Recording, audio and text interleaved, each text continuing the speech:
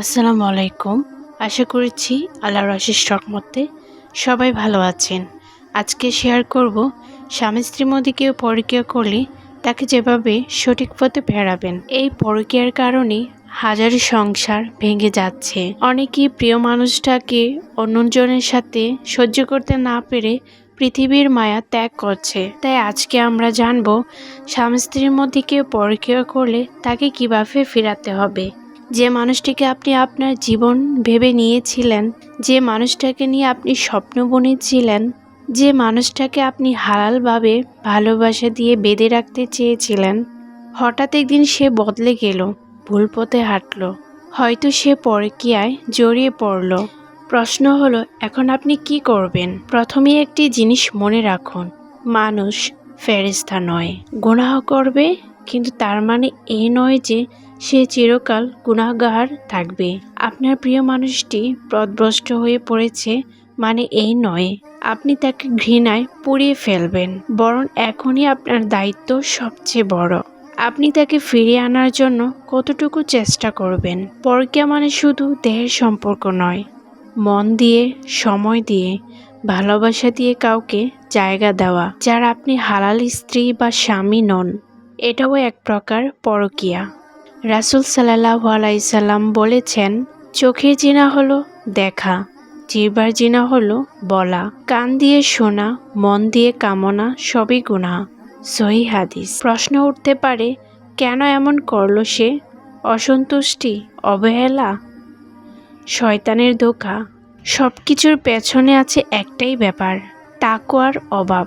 যে মানুষ আল্লাহকে ভয় করে সে গোপনেও গুনাহ করতে ভয় পায়, আর যে আল্লাহকে ভুলে যায় সে নিজের নফসকে অনুসরণ করে। তাই তাকে শুধুই দোষারোপ নয়, বরং বোঝানো দরকার আল্লাহ তাকে কিভাবে দেখতে চায়।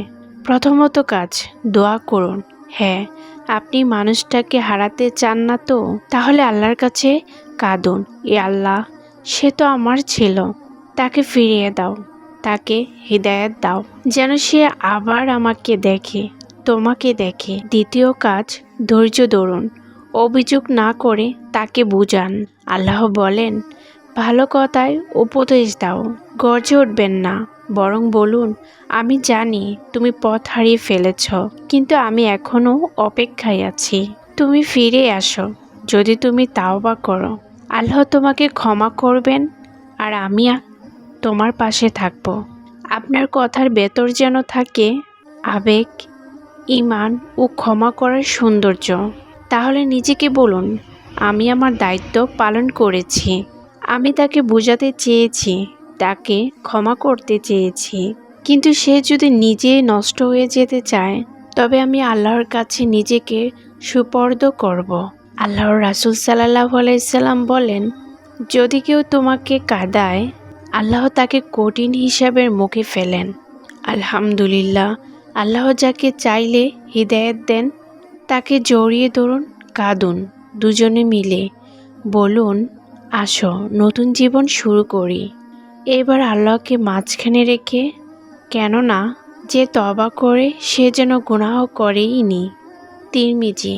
ভালোবাসা মানে শুধু দুনিয়াতে পাশে থাকা নয়, ভালোবাসা মানে কারো আখিরাতে রক্ষা করা। তোমার প্রিয় মানুষটা যদি আজও হারিয়ে থাকে, তাহলে ওকে ডেকে বলো, এই জীবনে তুমি আমাকে হারিয়ে ফেলেও সমস্যা নেই, কিন্তু আখিরাতে আমাকে জাহান্নামে ফেলে রেখো না। চলো একসাথে ফিরে আসি আল্লাহর দিকে। পরকীয়া ধ্বংস আনে, ক্ষমা হিদায়াত আনে। তোমার ভালোবাসায় থাকুক ঈমানের আলো। যদি আল্লাহ চান, নিশ্চয়ই সে আপনার কাছে ফিরে আসবে, আর যদি না আসে, তাহলে ভেবে নিন সে নিজেই নিজের ক্ষতি করল। আপনি কষ্ট পাবেন না, বরং আপনি আল্লাহর কাছে বলবেন যে আমি আমার দিক থেকে যথেষ্ট চেষ্টা করেছি তাকে সঠিক পথে ফেরানোর জন্য।